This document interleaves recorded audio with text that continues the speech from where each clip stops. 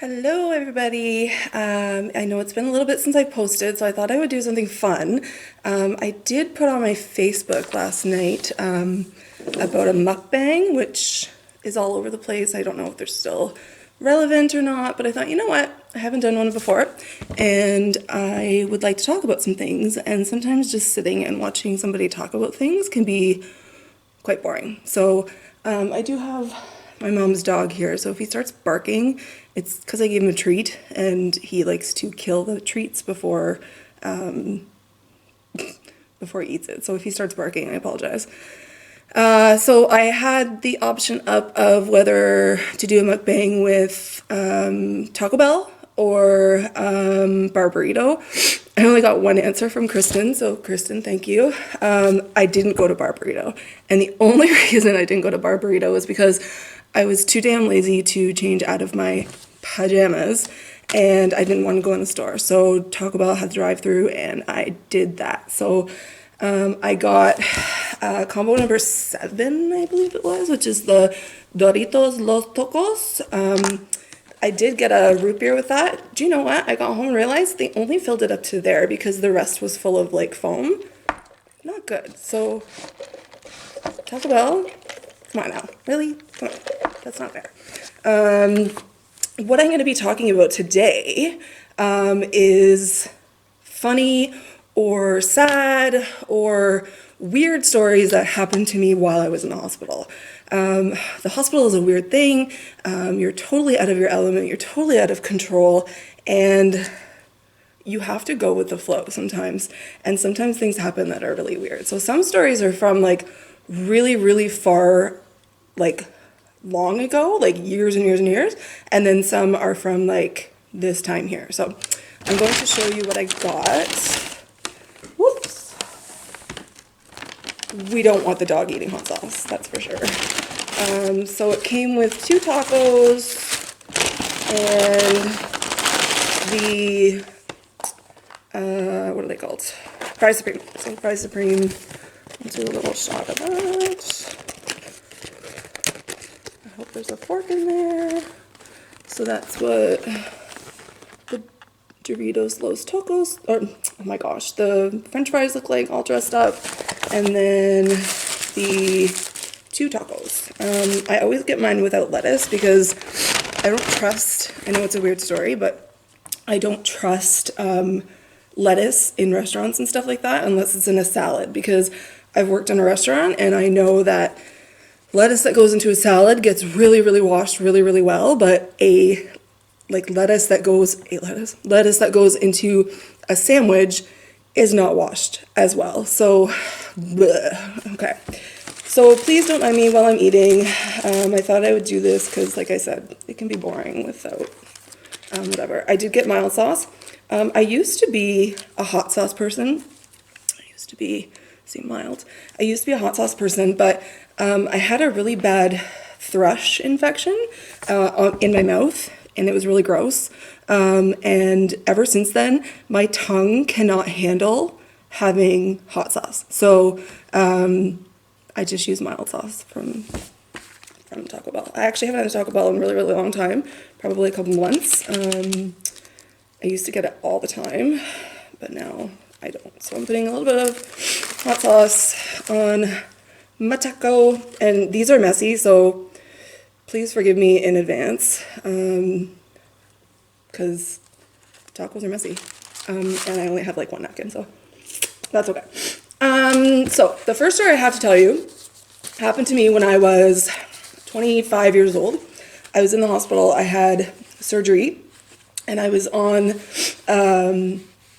a room with another lady, and she had a breast reduction. And I remember one night, and I had major surgery. It was pretty major. I had stomach surgery, I had surgery on my arms, and it was very difficult to recover. And I was in bed basically for a couple of days, not allowed to get out. And I had what I thought was a dream about leeches being on a person. And when I woke up the next morning, my mom was there, and I said, "Oh my God, Mom, I had this dream last night that there was leeches." And I hear from the bed beside me, honey, I have leeches on my breast right now. And I was like, oh, am I still dreaming? I couldn't believe it. So the lady had a breast reduction and her nipple was going necrotic. So they actually grow leeches in the hospital that are sterile. And she was laying there with leeches on her boobs, trying to get the circulation back to her nipples. And all I could think about was, oh my God, I'm stuck in this bed and there's going to be a leech coming for me somehow. And I know they can't crawl, but all I could picture was like this like mouth like coming at me. And I was like, I gotta get out of here. I gotta get out of here. But I mean, there was no way that those leeches were coming near me, but I just knowing that they were in the room, oh my God, I couldn't even handle it. I could not even handle it. It was brutal. Okay, so I'm going to take a bite. Oh my God, I miss those. And those are my favorite chips too, so it kind of combines like some Mexican food. And I say that loosely. Probably like it's gonna be happening in my belly later. Yeah, so very good. So that was my first story. And then I had a hernia. I've had a lot of hospitalizations. I had a hernia repair in 2011 and some adhesions that I'd had in my stomach from the previous surgery they had to remove because they were causing a lot of issues. Now they're back, which are causing issues, but whatever, not a big deal. There was a woman next to me who I just spit, oh my God, who she was able to walk. She was able to get up out of bed. She had had stomach surgery, laparoscopic surgery. She was one of those people who were like chatty Cathy. And when I'm in the hospital, I don't want to talk to people. I don't care what you've had done. I don't want to know. I just think it's gross. I just want to live in my own little bed and, get away from any sick people. And I don't want to chit chat about your illnesses. She would go into the bathroom, use the washroom, and then stand there with her pants down around her ankles, using the emergency call bell for someone to come and wipe her ass. This was a middle-aged woman, she was probably in her 40s, who could wipe her own ass, but once she was in hospital, decided that nurses would wipe her ass for her. So she was ringing on the call bell for like an hour, and when you pull the call bell in the bathroom, it's an emergency bell. Like, they come running, but I think they knew her and they realized that it probably wasn't going to be an emergency, but they did respond, like, within a little bit. But the noise was really annoying. And so the nurse got in there and the lady's like, I had a bowel movement. I can't believe I'm talking about bowel movements with Taco Bell, but it kind of goes together if you think about it. She told the nurse that she had excuse me. Oh, whew. That is the danger of eating and talking at the same time. She told the nurse that she had had a bowel movement and that she needed somebody to wipe her ass. In those words. So the nurse said to her, what are you going to do when you go home? Who's going to wipe your ass for you when you go home? Because tomorrow's discharge day and we're not coming with you. So what are you going to do? You need to show me that you can wipe your own butt. She said her husband would wipe her butt for her. And the nurse said, well, you have a very, very, very lucky marriage. And she left. And of course, the lady pulled the call bell again. The nurse came back in and said, if you want to go home, you have to show us that you can wipe your own ass. And it was literally like she was talking to a 5-year-old. And it was pretty pathetic. Anyway, so that's that story. That one was a long time ago too, but whatever. Okay. Let's see, I have my computer here with a list of like funny stuff. So when I was in hospital the third time last year with pericarditis, I had this old lady that was beside me. And in hospitals now, you have men and women in the same room, which really sucks because you feel uncomfortable. Like if you're getting care done or whatever, to make sure that the curtains are closed and like, I certainly don't want to see men getting care done. And I'm sure they don't want to see me getting care done. But it's part of the thing. Anyway, so I had 2 men across from me. And then I was in the very far right bed with a window. And the lady was beside me, this older lady. And she screamed nonstop. And I'm not saying like I'm talking like full out screaming, not like listening to nurses when they came in to tell her to stop.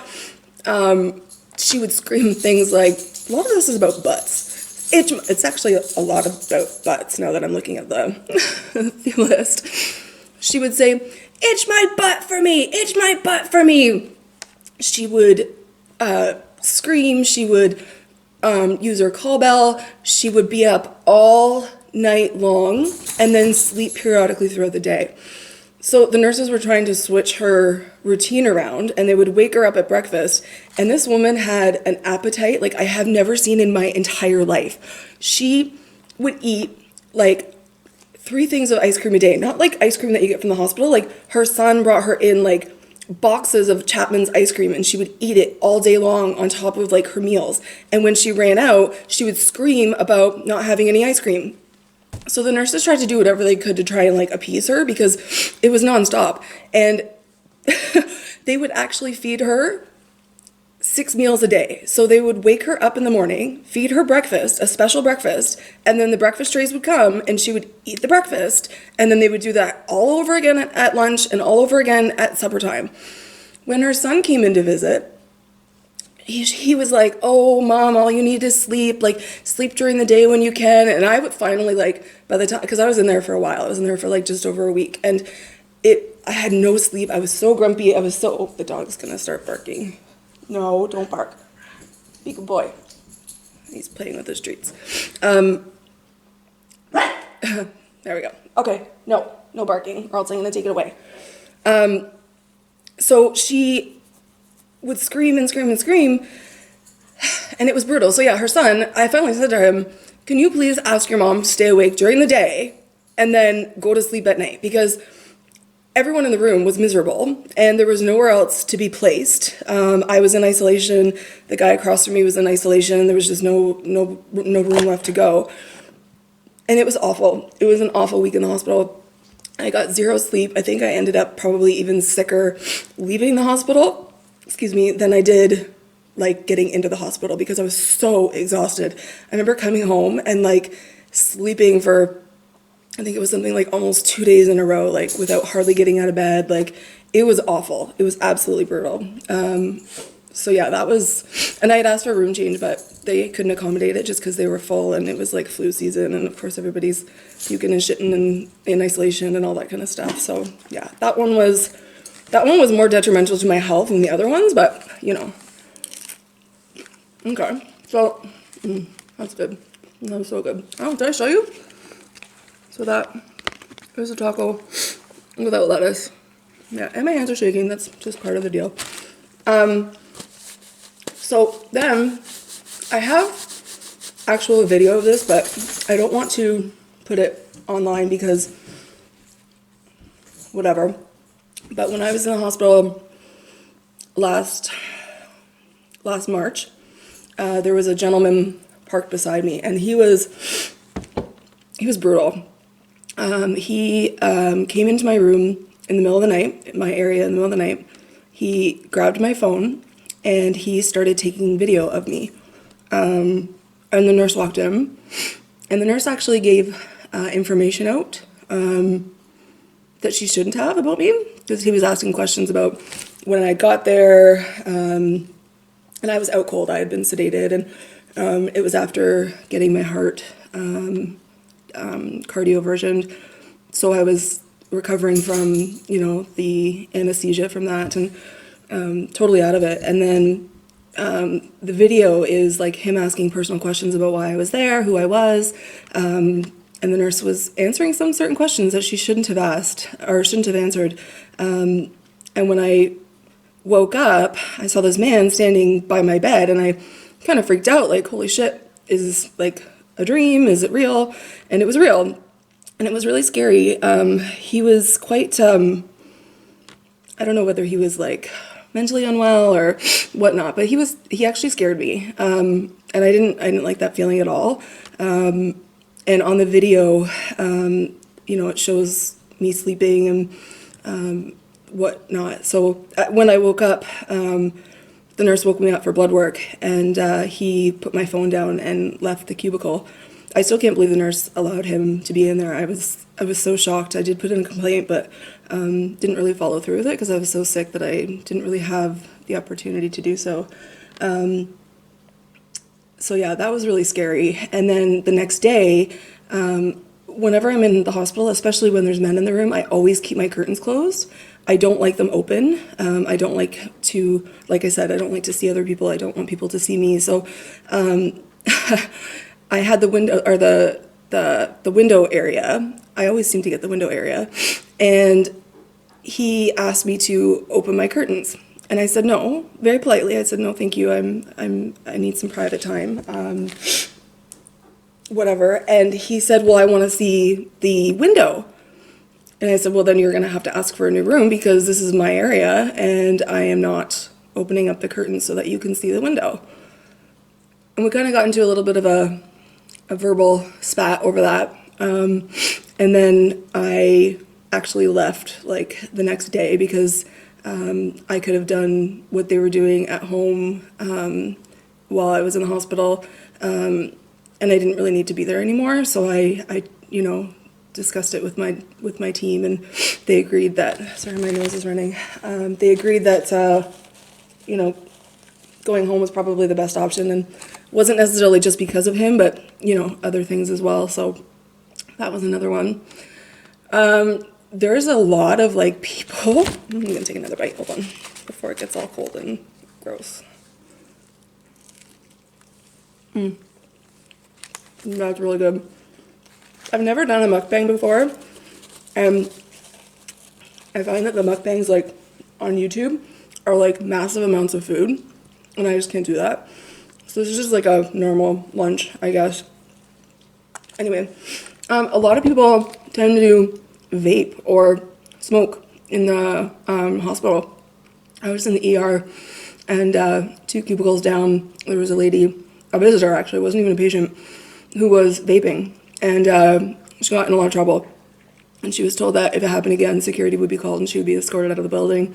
There's signs everywhere that say now, no smoking, no vaping. And the smell is it's not a nice smell. Like, I don't know if it was the, flavorings that they used or what, but man, oh man, what a yucky smell, and like what a stupid thing to do, because the smoke alone could set off like the detectors, I'm thinking, because it puts out a lot of smoke, the vaping little pens and machines and stuff like that. So I don't know how people get away with it, but I mean, it's like a 5-second walk outside.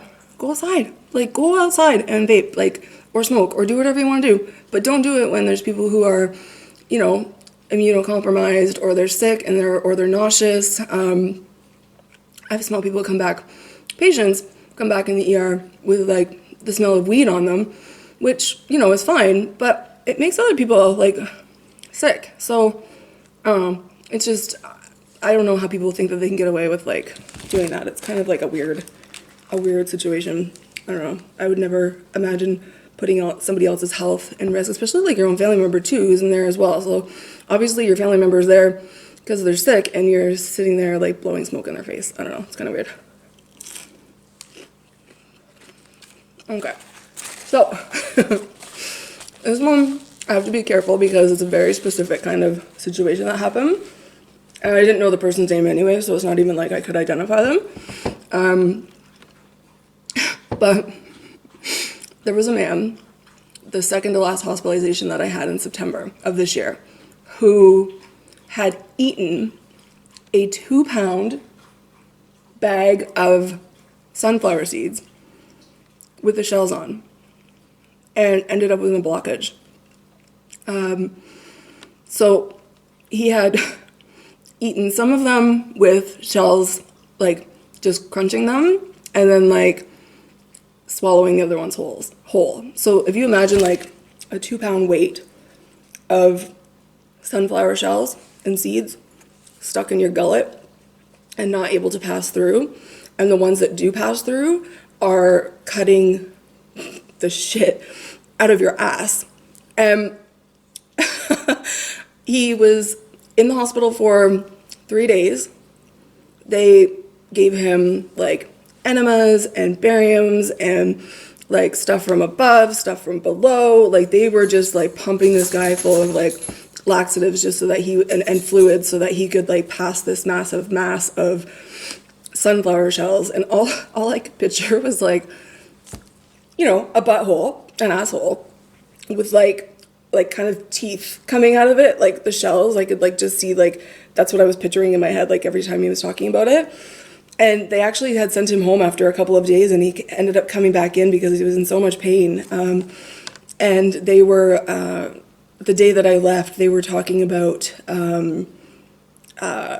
potential surgery to remove the blockage because he wasn't able to, you know, go to the bathroom or anything. And that's pretty scary. Like, and he had to like describe the situation over and over again, which I felt bad for him in that regard. But like, really, who eats 2 pounds of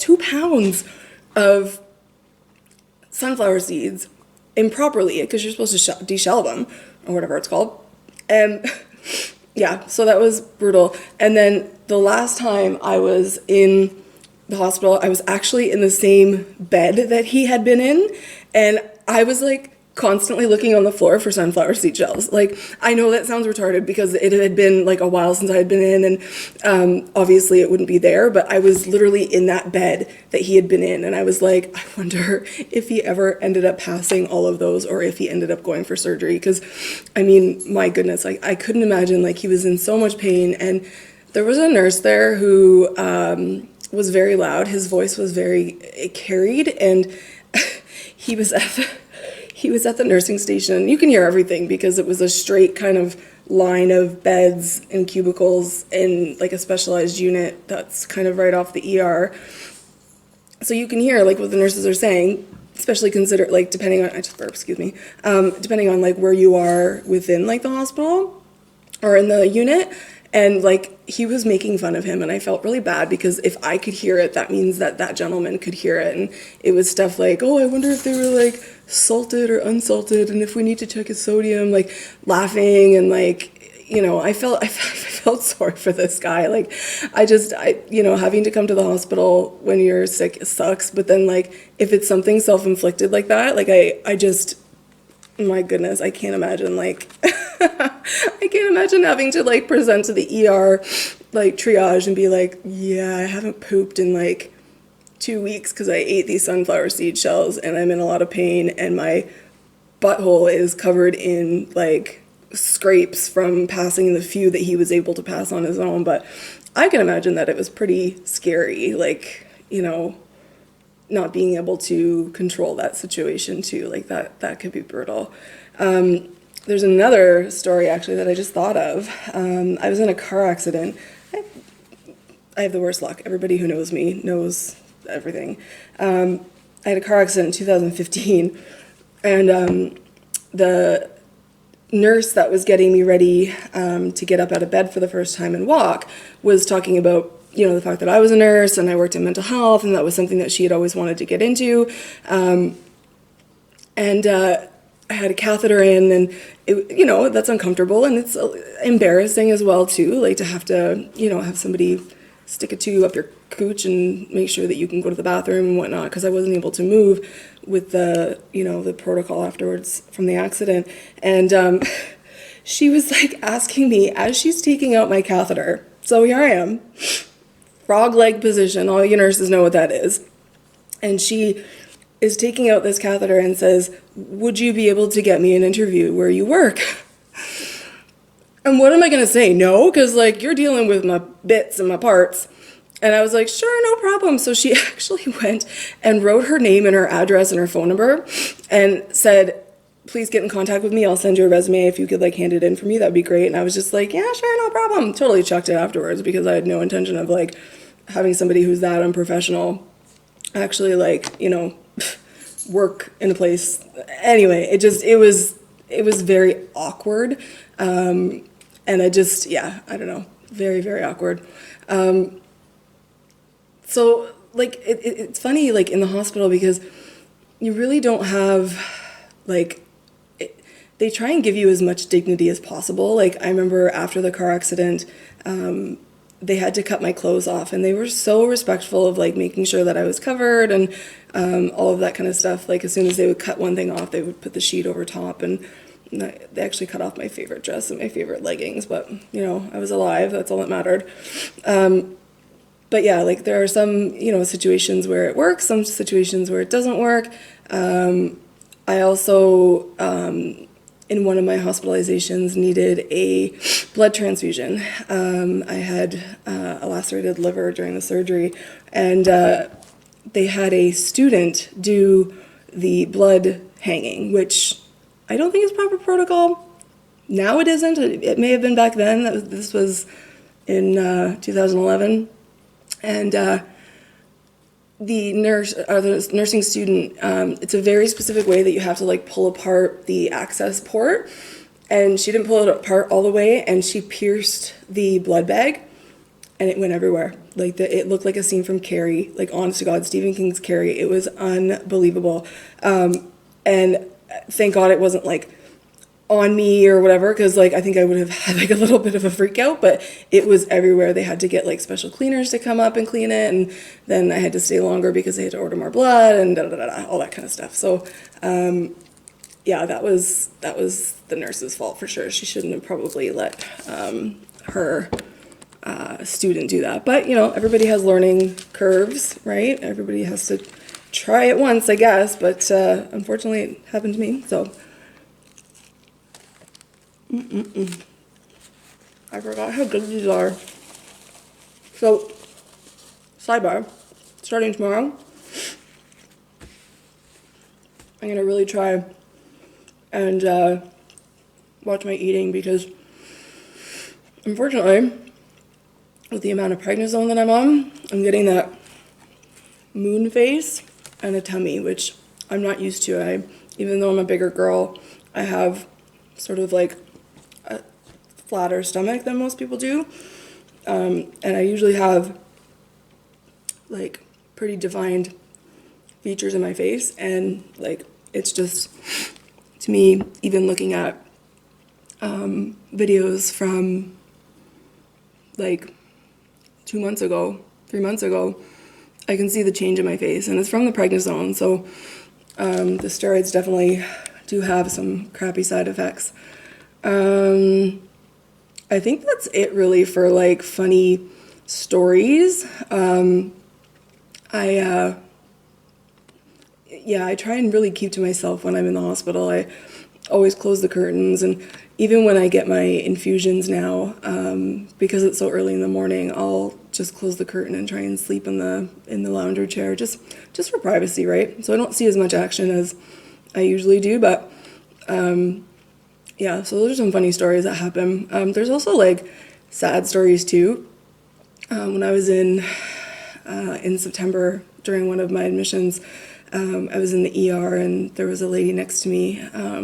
The doctor had come in and said, you know, unfortunately we've found cancer, and it started in her stomach and had already had mets to her breasts, her bones, and her lymphatic system. And this breaks my heart, but she said to the doctor, like, okay, like let's get the show on the road and, you know, figure out when I can start chemo and radiation. She also told the doctor that she had a significant family history of cancer, and she kind of knew, you know, what to expect and whatnot. Unfortunately, the doctor had to say to her, those aren't options anymore. It's going to be comfort measures and palliative care, because there's just not any way that we can treat what you have at this point. You know, it was something that maybe if had been caught a few years earlier, there would have been a chance, but she just kind of was like, oh, and I was actually like tearful, because it's, you know, I can't imagine having, you know, that diagnosis. I had and this is totally not comparable whatsoever, but when I was in the time I got the blood infection, and the doctor came in and said, we found something, I thought for sure he was going to say that they had found cancer, because I have as well a significant family history on my dad's side of cancer, and luckily it was something that was treatable and that went away after a course of antibiotics.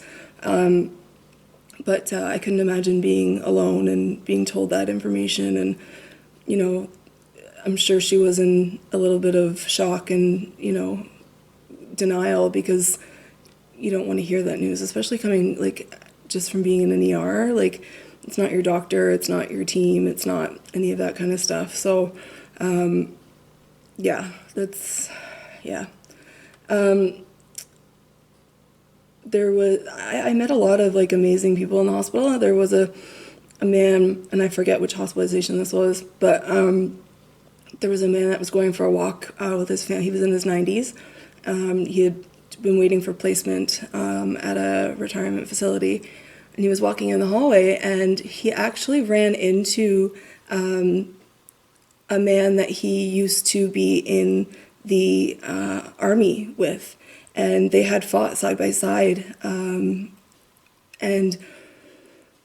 he was talking about stories of being a fighter, a fighter pilot, and they bonded, and it was really nice to see that.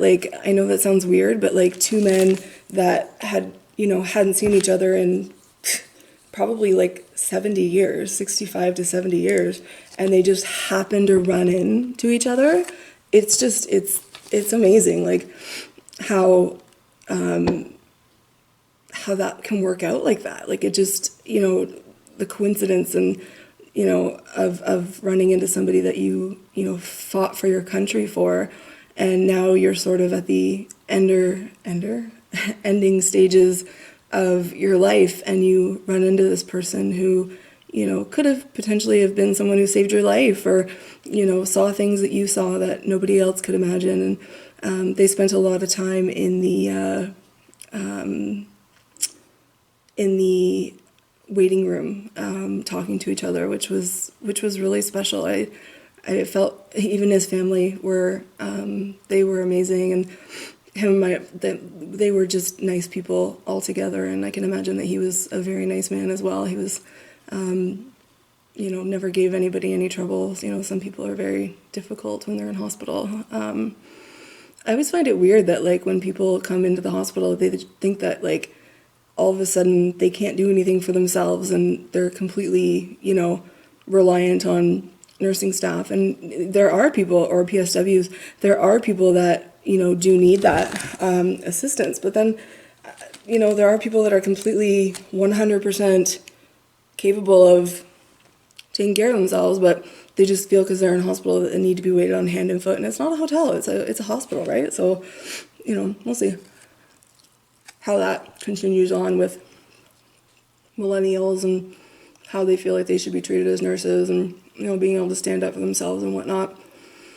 It's a whole different ballgame out there, that's for sure, from when I started nursing. So that's kind of it. I got one taco down. I got one to go. I'm going to eat that while I finish a movie that I was watching earlier. Thank you for joining me for lunch. I enjoyed your company. I hope you enjoyed mine. If I think of any other funny or sad stories, I will definitely do a part 2 if you guys like it. Because it's kind of fun. I don't know. Mukbanging healthy food while I tell stories would be good too. I am going to do a video, I know I've kind of briefly touched on how it all started and the diagnosis and whatnot.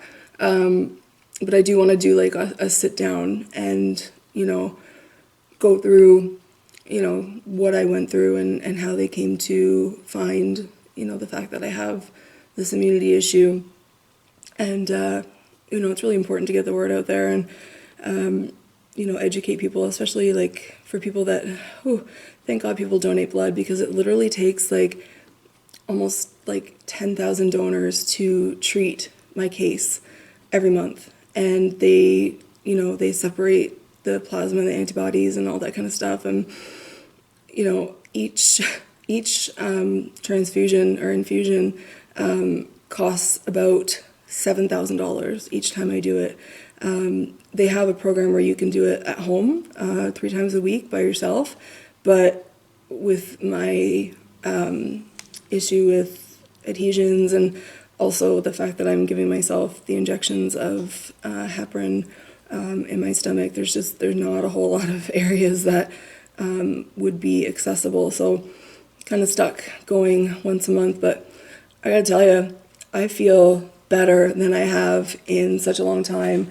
I went to a thrombo appointment on this past week, Tuesday I believe it was, or Monday, and they gave me the go-ahead to continue with the injections for another 6 months, so I don't have an appointment with them for 6 months, which is great, because as much as I, not that I enjoy checking in with my team, but I want to make sure that everybody knows, what's going on and how I feel and whatnot.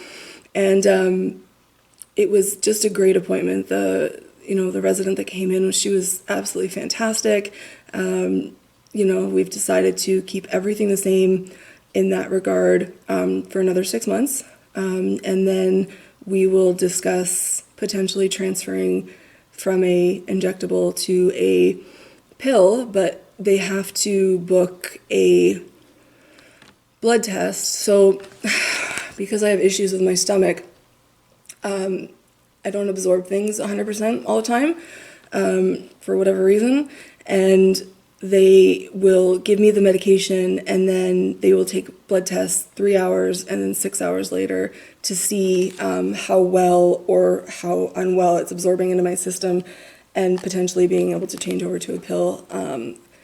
Sounds great, but it also makes me scared, just because I know that the injections, even though they are difficult and have left me with scars and areas of nodules and bruises, and I bruised I went for a bath the other day and I bruised my whole back just by leaning up against the back of the tub. But I know that it's working, and I know that it's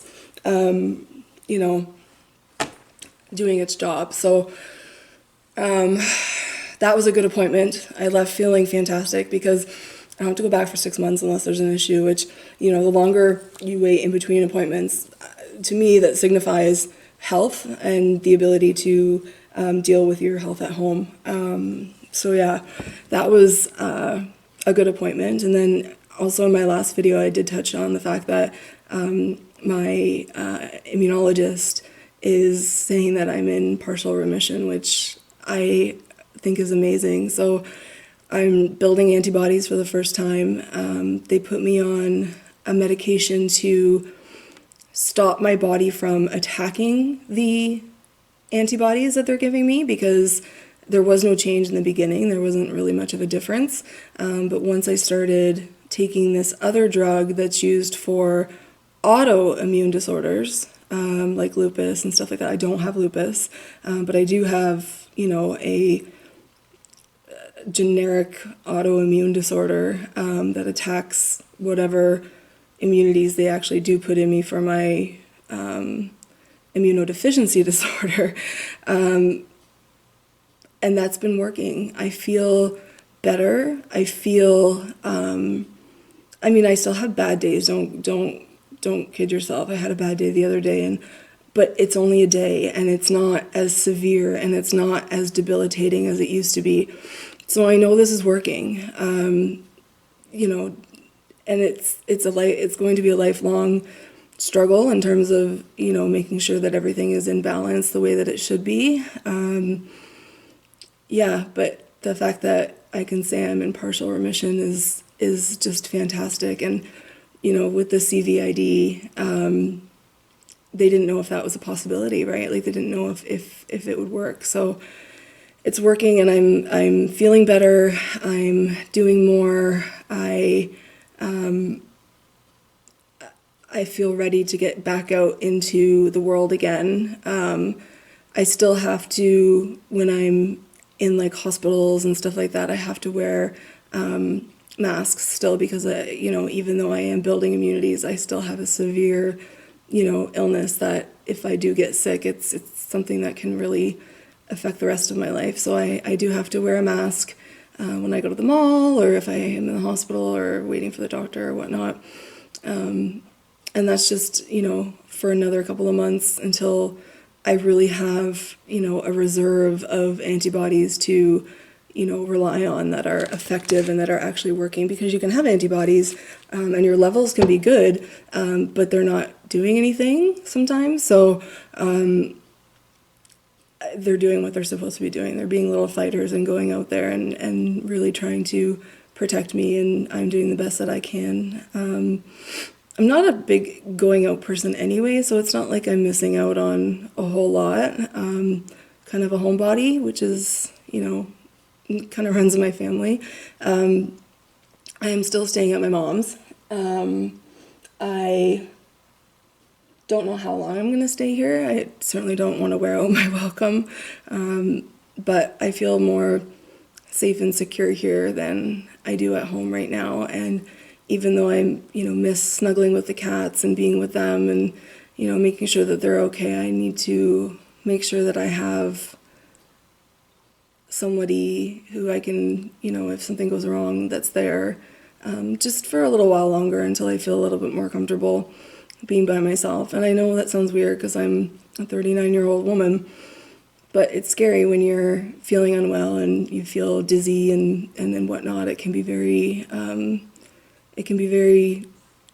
scary to think about something happening when you're home alone and nobody's around. So I have a few things coming up that could be exciting news. I'm hopeful that things are going to start getting back to, normal. I had a few things going on that I can't quite chit-chat about yet, but I will when I'm able to. So I think I'll end this video now. I'm going to finish my tacos and my french fries and my half soda. And thank you for joining me for my lunch.